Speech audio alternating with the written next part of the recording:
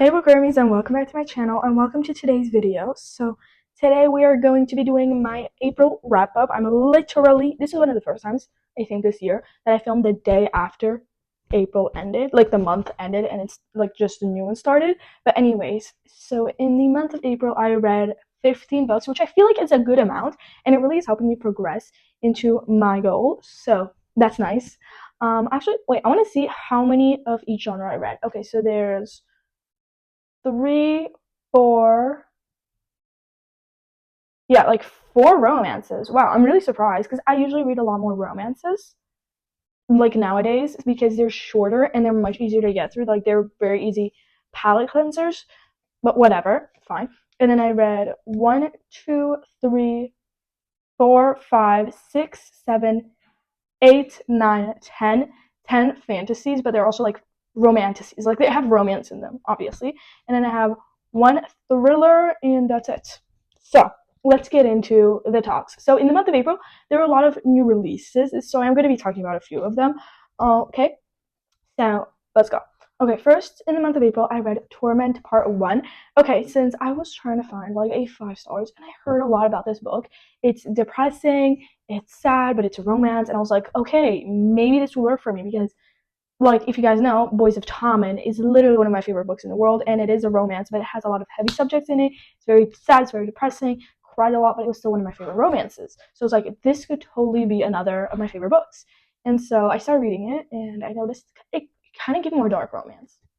Truthfully, yeah. Like, am I saying that, like, did I literally say at the start of this video that I read, like, 4 romances, and then 2 of them were, like, dark? Whatever. I'm just still gonna count them. Okay? But anyways, I gave this book 3.5 stars. I just don't really get the hype. I was like, okay, this is cute and shit, but like I'm not feeling connected to the story. I'm not really feeling really I don't remember much from it, but I just don't remember really loving it. I knew who was between who, like the two. And it was an interesting book. I really enjoyed it, but it just wasn't there what I was looking for in the moment. I was looking for something maybe like different. I don't know, dark romance. It just is very specific. It's very specific to my taste, and I don't think it really is what I usually read. So maybe that's why it could be one of the reasons for why Torment just didn't really hit for me, because all the dark romances I've read, they haven't been really weird. They were just like, oh yeah, maybe like they work in the mafia and stuff, and that's it. They kill that kind of vibe. But then this kind of gave a different vibe to it. Like there was that, but there's also a spin to it, which I didn't really enjoy. I was just like, I'm not really interested, whatever. And there's like things where it was like going between timelines. It was going like from the start, like when the girl was young, and then goes to like when she's like 5 years older, and then coming back to the start, and kind of like that's like chops. And it was interesting to see, but I don't know. I don't know how to feel about it. And then I decided right away, let's just read Torment Part 2 because I have no life, and maybe the second book would be even better because I heard it's very, very sad and depressing. I was like, okay, this could totally be it. And I read it, and I gave it 3.75 stars. Was it better than Torment Part 1? Yes, but did I really feel anything good for it? No. I was like, I read it, and I was like, okay, this is a nice book, but do I really feel connected to it still? No. The ending, everybody was like, oh my god, you're going to sob at the ending. I read the ending, maybe like 1 tear fell down. Don't remember. Maybe 1 tear. But I just didn't feel connected to the story. I don't know. Maybe really this type, like this specific type of stories is in my vibe. It could totally be that, or I don't know. But I just didn't feel connected to it. It was a meh book, in my opinion. Like, I feel like it could have totally been better. So there's that. I got through those, and now we finally get to the first, like, very anticipated release of this year that came out in April, because as you know, April was like the month of releases. I don't know what April is, but there were just so many releases going on. There was like Enchantra, Fearless, Watch Me, Great Big Beautiful Life, and then Say You'll Remember Me. Like there's a bunch of new releases, a lot of anticipated ones. Most of the big ones, the ones that I told you guys about, I'll be talking about in this video. So there's that. First, okay, so guess, guys, quickly before I say it, which book do you think I read? Though if you watched the video where I read it in, then you already know. But if you don't, it is Say You'll Remember Me by Abby Jimenez. Abby Jimenez, I found her a few months back. Well, not found her, no. Like, everybody was starting to really talk about her, hype her up for, like, the Part of Your World series. Everybody was hyping her up about it. And I was like, okay, you know what? Let's just read her stories. And they were perfect. All her books just have something in them. Like, they deal with something difficult, like some heavy subject, but they make it light. okay, not light, but like lighter. Like it doesn't bring the mood down from the story. There were obviously hard parts to the stories, but they were still very connected, and it didn't like I feel like she didn't shy away from the main plot, obviously the romance, but she added these hard parts that just flowed right in. It's like they seeped into the story, but they were so perfect. Like I don't know how to explain it. She didn't make them light, obviously. These hard conversations are hard topics, and obviously, but she just added something to it that just made it manageable on the head. Like when you're reading it and you don't want something heavy, she just was able to bring it in. And see, remember, we pretty much had the idea. Did it? Okay, so I was like watching a video where one of the booktubers was talking about Say You'll Remember Me. I don't remember who. Ooh, I remember now, Haley Pham. And she was talking about how, like, yeah, it is kind of insta lovey. And now that I think of it, it truly is. Like, right before that, when she was talking about the romance, I was like, yeah, it really did give insta love vibe.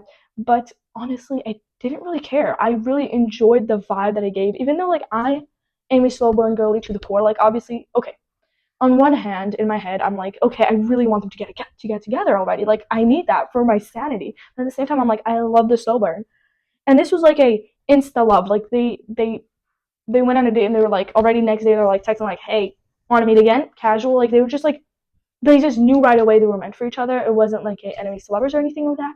And honestly, I feel like she did it in a good way. Like insta love can be so annoying. Like at many times, but she just made it bearable. She made it fun, she made it sweet, she made it cute, and then there was one heavy subject that really seeped in at some point into the plot that really was like in there jammed. And yes, it was sad. Yes, did I cry? But she just put it in such a perfect way. She was just able to describe everything. It's just I really love Say You'll Remember Me. I gave it a 4.75 stars. Like a lot of people rated it 3. I don't know honestly, but like I feel like they probably rated it 3 from the Insta love. But I honestly didn't care about it. Like I'm not an Insta love lover. I'm not a lover of it. I don't hype it up so much. But she just made it good. Like Abby Jimenez knew how to make it good, and that's why I really love that book. Really. Okay. Next, I was like, okay, you know what? I have like 20 something series I'm in the middle. Let's add another series. And so I started reading Spark of the Everflame because I'm really trying to find a new 5 stars here, guys. I'll tell you later if I found a new 5 stars. You'll find out throughout this video if I found any. Or if you watch all my videos and you're a good fan, then you know from there. But I read Spark of the Everflame because I've been hearing it hyped up. And I was like, okay, I want a 5 stars. And fantasy is the best way to go for me because look at my favorite series for a moment, guys. Like my god tier books. Okay, Keeper of the Lost Cities. Fantasy, middle grade fantasy. Okay, yeah. Fourth Wing, romantasy. But main plot is fantasy. There's just a lot of romance in there. What else? Shatter Me. Percy Jackson as a kid. All fantasy. Okay, Percy Jackson is like mythological, but it's still fantasy categorized as. And I can continue listing some more series, but these are like the main big ones. And then the only romance series or book that really was like a 5 star was like Boys of Tommen. So I was like, okay, reading romance is the best way to go. I mean, fantasy is the best way to go. So I read Spark of the Everflame. It was good. It was not amazing. It was not super awesome sauce, but it was like a good book. It just really flowed. It was an easy plot. It didn't go heavy on the head. I enjoyed the plot. I really enjoyed the story. Like what was going on, and the idea with the plot was really cute. I don't remember anything at all, though, like barely anything. I don't remember the names of the characters. I just remember parts of the plot, so this is why I can't really describe it that well. But I remember it being good vibes. That's what it was to me, good vibes. It wasn't much above that. So that's why I just rated it at 4 stars because I felt like it had a great potential to be an amazing series, but it just didn't hit there yet. Like I'm still in the I'm on the fence still. I wasn't totally sure. I don't know then why I rated it 4 stars. I just still had a good time. And I was like, okay, you know what? Let's try the second book, Glow of the Everflame, because I think I remember also Spark of the Everflame, and it in a bit of a cliffhanger. Oh, I remember now. I remember the story. I remember how the first book ended, and then I was like, okay, I need to know what continues to happen, because even though it was a 4 stars, I was still like, oh my god, the ending was good. So I was like, okay, let's go to the second book and see what goes on, what happens, what will happen next. And so I continued reading, and it was a really enjoyable book. You got to learn more about the magical system, about the fantasy world. You just really got to learn, but there were parts of the book where I was like a bit like, okay, I'm really trying really hard not to wring your head out of your neck, because yeah, there were parts of the romance specifically that was just like, okay, please speed up for me, for my sanity. But whatever, I still finished it. I still enjoyed it. It was a good book. And then I was like, okay, let's read a book that my friend recommended to me. And I got My Fault, also known in Spanish as Culpa Mia. I read it in English though, so Yeah, don't worry, guys. I rated it 4.5 stars. This is a really good book. It is like step siblings, but it was so funny. It was so cute. It was so simple to read. There were heavy subjects. Yes, there were heavy subjects into the book, but it just made it fluffier. It just made it better. It just because normal romance books are so overrated, right? So let's just add a hard subject into it. I'm just kidding, guys. Okay, fluffy romances. I also love them. They're amazing.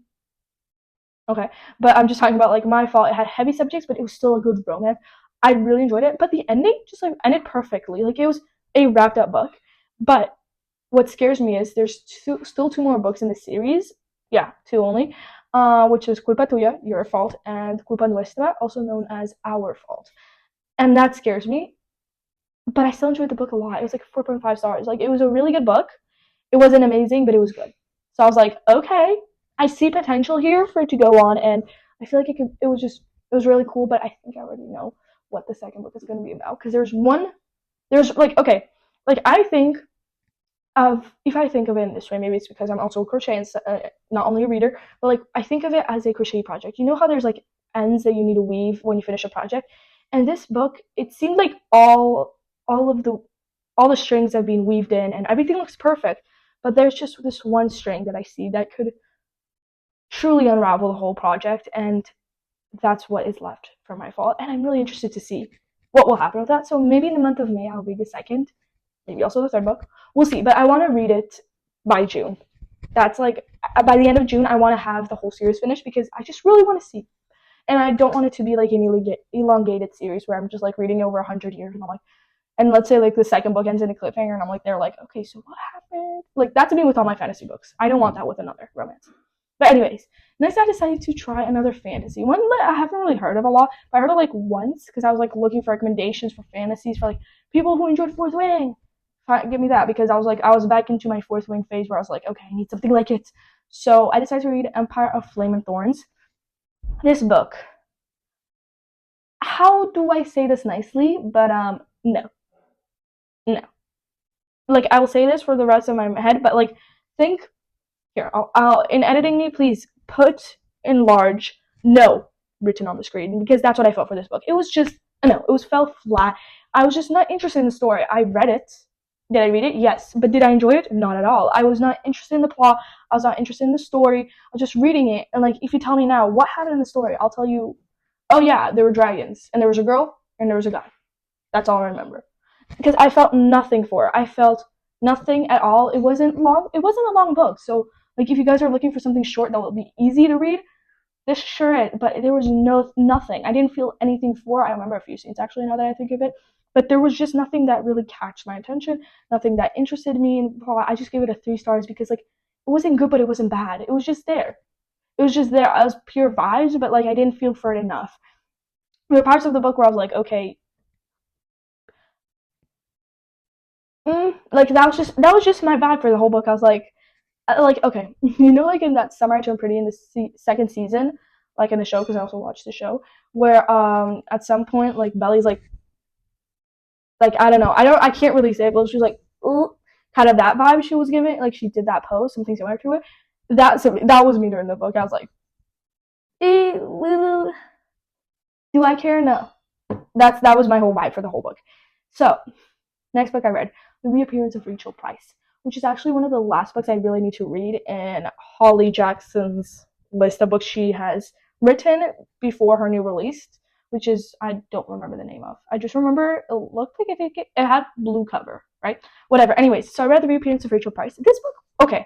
So like I've been hearing a lot of discourse on The Reappearance of Rachel Price. People who love A Good Girl's Guide to Murder did not really like The Reappearance of Rachel Price, but I honestly didn't mind it. It wasn't an amazing thriller. Like it wasn't like Listen for the Lie or The Only One Left or like Five Survive. Those were like top thriller books that really kept me on edge. This was a good book. It didn't continuously capture my attention. There were parts where I was a bit bored of the story and I was like, okay, can we speed up the process? But I still enjoyed the book. I give it a 4 stars. Do what you want with that. It wasn't good, but it wasn't bad. It was okay. I can't really say that for every book. That was like that I don't remember much for it, but it was a good book. I really enjoyed the plot. I really enjoyed the setup. I like the idea of the story, but I feel like the execution could have been a teensy bit better. But I still read it. Next, I read Scott Pilgrim and the Infinite Sadness, the third book in this comic listing. And I honestly read this just for pure vibes. I don't have a rating for it. It was just something simple that I could just read. Yes, there were like some more like not darker topics, but there were like a few heavier topics, and there were like a few parts of the books where I was just like, okay. But it was a very short comic. It's just something super easy that just like let me just relax for a second, turn off my brain, and just read, just relax and have fun with the story without having to worry about understanding any of the plot. It was just very an easy book. So like if you guys are looking, like I feel like every time I read a Scott Pilgrim book, I'm like, if you guys are looking for something where you can shut off your brain, or like you need to reach your goal for the year, this is a great series to do because it's just super easy, very fast paced, very nonchalant. There wasn't like much that you need to really worry about. I didn't care for it, but I didn't hate it. So yeah. Okay, wait, guys, I forgot to do this. Oh, I never rated this. Okay. Well, next we have Fearless, the last book in the Lauren Roberts series of her Powerless trilogy, pretty much. There are going to be, I've heard there's going to be a few more novellas, but I don't think I'm going to really read them. But to me, in my head, this is a completed series. It's finished. No more thoughts. It's just wrapped up. And this book, okay, I know that I shouldn't do this, but I want to talk about the series because the series started so great, Powerless. Yes, was it like Red Queen? Absolutely. This, the ground part of like the Fearless, I mean, the groundwork of Powerless book was literally the outline of Red Queens. Obviously, the plot was a bit different. There were a lot of different things, and obviously names were different for obvious reasons. And I enjoyed the book. I give it like a 4.5 stars or a 4, I think. I don't know. I think I maybe even rated it 5 stars, but since then, it's long gone down. And then I read Reckless, and I hated it. It was like a 2 stars. It was like literally boring as fuck. Like, it was just the same repetitive plot except for the ending. It was just like she took something that happened at the start, changed the name of the places where they were at, and then slapped something else, and then copy and pasted. It was just, that was the book. That was just book. Copied and pasted and continued. So I didn't really enjoy it. And then Fearless, I came into it, zero hopes, my expectations on the ground. So when I rated it like a 3.75, I was pleasantly surprised because honestly, it wasn't a good book. It wasn't a bad book. It was just a meh book. I just didn't care enough for it. It was a long book. Like the first half of the book, I was bored as fuck. I don't know why. I just like I didn't feel connected to the story. I was just like, okay, we're just reading, and I felt like it was long. I felt how long it was, and usually when I read books on my Kindle or my phone, I don't really think about length. I don't really feel the length, especially when I'm okay. Sorry, I have to move my eyes. They hurt. Especially books that I'm interested in, I don't feel the length and how long the story, the book truly is. But this one, I felt it. Like I see people when they're reading like a physical copy of Fearless, and it's like bad as fuck. And that's how I felt reading on my phone or my Kindle. I don't remember which I read on. I think my phone. I felt it. I felt how heavy it was, and that's not a good idea. That's not what you want when you're looking for escapism. The second half of the book was much better than the first half. I felt like it was really going faster. The ending was perfect. There were a lot of, obviously there were a few plot twists that actually got me. Like plot twists got to me, but I just didn't really care enough to care. I ended the book and I was like, okay, another book off my list. Like usually when I end a series, I like start thinking about it, and if I enjoyed it, I was like, oh my god, that was amazing. I need more of you. But this one, I ended it. I was like, okay, well, at least now I can get rid of another series from my list. And I was like, okay, that's nice. So I just didn't feel enough for it to really care. That was literally my whole feeling. And then I decided to read another super anticipated release of 2025. This was like literally up there with Onyx Storm. It was just literally hanging on there. And I was like, okay, I read Onyx Storm. I barely survived that. How will I survive this book? And I read it. Immaculate. And if you guys can't guess, it's Watch Me. It's Watch Me by Tahira Mafi. I don't know what you expect from me. Like, obviously, anything by Tahira Mafi and anything that has Kenji and Aaron Warner in it, my life is complete. That's kind of what it gives. The book was just immaculate vibes. I loved seeing Aaron Warner and Juliet and Kenji in the book again. It was this story gut-wrenching or sad? No. Did I cry? Yes. Being with my characters, being with my comfort characters, it just broke me down. And seeing James and seeing his mentality and how he acts and like how he acts like Kenji but looks like Aaron. I don't know why, but it just gave me everything I want. And a book boyfriend. Obviously, is he better than Aaron Warner? No. Nothing can compare to him or Kenji, but he was still there up there. He was still up there, and I just loved him. And it was just, the story was immaculate. It was a 5 freaking stars, if you guys can guess. Up there with my Shadow Me series, up there in the God tier ranking, because it was just, I have to say this at least 100 other times, but this is the last time. The vibes, immaculate. The plot, immaculate. The writing flowed. It was like just, like I felt like, okay, you know how like if you guys do skiing or like ice skating, you know how like when you're going downhill or something, or like just going straight, it's very like straight and easy and feels like a fun ride, no bumps. That's what the book gave me. It was just, that's what the writing gave me. It was just so nice, and there was like no, it was just like, it was script clean and easy to read. It was just exactly what you need. Like if you want something to read in a day, you can read it. Like the whole Shadow Me series is all like that. Of course, the writing has changed since Hiro Mafi wrote the Shadow Me series, but this just was perfect, and I love seeing my characters again. So obviously, I will be continuing the series if you guys haven't noticed. Next, I read Crown of Gilded Bones, which is the 3rd book in the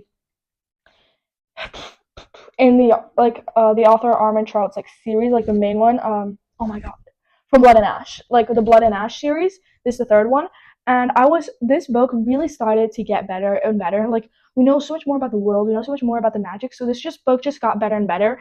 Like the 1st book, I felt like I knew everything. It was very easy to guess, and that's why I just didn't really love the 1st book. 2nd book just got better, and then the 3rd book, like everything was going really well, and everything was just like, she just knew how to build on the magic, and I felt like we learned a lot and a lot more since the start of the series, obviously. But I just really enjoyed it, and romance was amazing. It wasn't a 5 stars, it was a 4.5, but it was still a really good book, something that I could really look back on and think, that was something good. That was something that I truly enjoyed. And I was just like, I was really happy with how I read it. It was just something that I could have never, I don't know. I just really enjoyed the book, and yeah, that's it. I can't really think of anything else to say. Okay. The next book that I read was Divine Blessings, which I got an ARC of from NetGalley. Thank you to NetGalley and the publishers of Divine Blessings, and obviously to the writer for letting me read this before it got released. And so this book, it's pretty much a fantasy romance. It does talk about LGBTQ and stuff like that, and it was a really nice book. I felt like it was a really good start to a series. The writing was free-flowing. There were parts where I was just a bit more bored. I have to agree with that. I have to say that. I have to be truthful with my reviews, but I still really enjoyed the story. It was very easy to read, very, very, it wasn't super fast-paced, but it was just what I needed in the moment. It was like a fantasy, but the plot wasn't too hard, and the world wasn't too heavy either, which is like perfect, especially for starters of fantasy. It's like perfection for that. I give it 3.5 stars. It was a good book to start, and maybe I think I'll be continuing this series. I want to see how it continues. So there's that. Next, I read A Shadow in the Ember, which is the 1st book in the Flesh and Fire series, which is kind of like interconnected with the From Blood and Ash series. This is like, okay, if you guys want to get into the From Blood and Ash series, you have to do a little research before you start reading on how you should read the series. So pretty much you have to read the first 3 books from Blood and Ash, and then you have to read 1 book from the Flesh and Fire series, and then 1 book back from Blood and Ash, and blah, blah, blah. I don't know the rest of it, but that's kind of like the idea.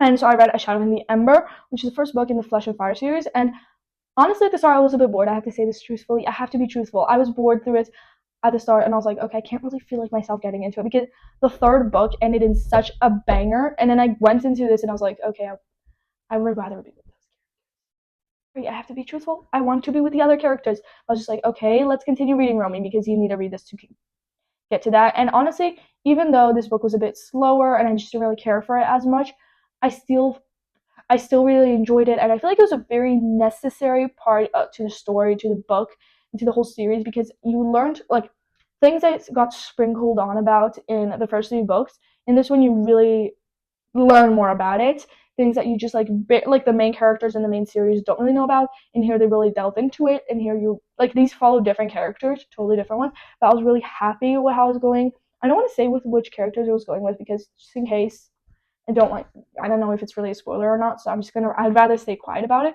But it was still a good book. I just gave it a 3 stars because it just wasn't good enough. I feel like the expectations that I built for it just didn't really hype. But I feel like maybe it was also because after I read The Crown of Gilded Bones, I expected so much from it, and I just really was I was more looking forward to the next book and finding out what happens in Crown of Gilded Bones to really care about what was happening in the Shadow of Ember. So maybe that's just the reason for I gave it 3 stars, but whatever.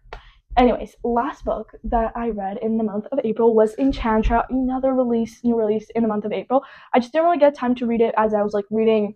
I started reading Fearless, and then I right away went into Watch Me, and then afterwards I was like going through a lot of books, and then I decided, you know what, let's finally pick this up because as on YouTube and all that, everybody was starting to talk about Enchantra, and I was like, this actually could be a really good book because I loved Phantasma because it's the second book in the series, and also there's supposedly going to be a third and maybe like a lot of continuations. I don't know how to feel about that because I feel like honestly it could have ended in a duology. She did towards the end of the book, she did kind of sprinkle who the next book, who will be the main characters of the next book, but honestly I don't feel like I really am interested in that, but whatever. Anyways, Enchantra. I love this story. At the start I was like, okay, let's kind of meet more about the characters. I was kind of confused on it, but then like what was going on, but then afterwards, as soon as like chapter like 3-4 hit, it really snowballed and it got much better. Hey Bookwormies, so it got kind of cut off, but pretty much what I was talking about is that I really loved how like the fantasy romance was in the book, and just like it kind of gave the vibe of like the games like in Phantasma, but it was just different ones, which were in this case were called like the Hunt or like, I really like the main character. The family kind of aspect was really fun, and seeing the characters from the other book was also really nice. And I just have to say, like, the main male character in the main series, his name was like Blackwell, I think. I liked him obviously, but then looking into Rowan from Enchantra, even better. I don't know how, but she outdid herself, and it was even better. So yeah, that's kind of like my main thoughts on Enchantra. But anyways, guys, I hope you enjoyed today's video. I know this was kind of annoying having the end of the clip with future me editing me, but anyways, I hope you guys enjoyed today's video. I need more recs to get new 5 stars, so guys, if you have any recommendations based on my taste, comment down below. And yeah, bye.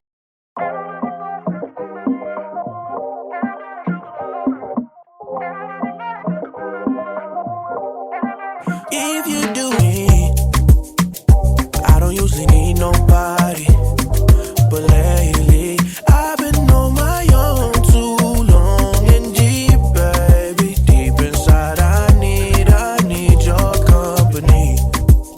I need your energy, please. A fly private, and last time I let you go and I regret it, baby. So drop your pen and I'm headed the way you're headed. I need you, same way your body need a heartbeat, you. Same way you gotta sneak to Arby's. Honestly, if I be honest, I want you. If you do one favor, just stay with me. I don't usually need nobody, but lately I've been on my own too long. Said I need your company.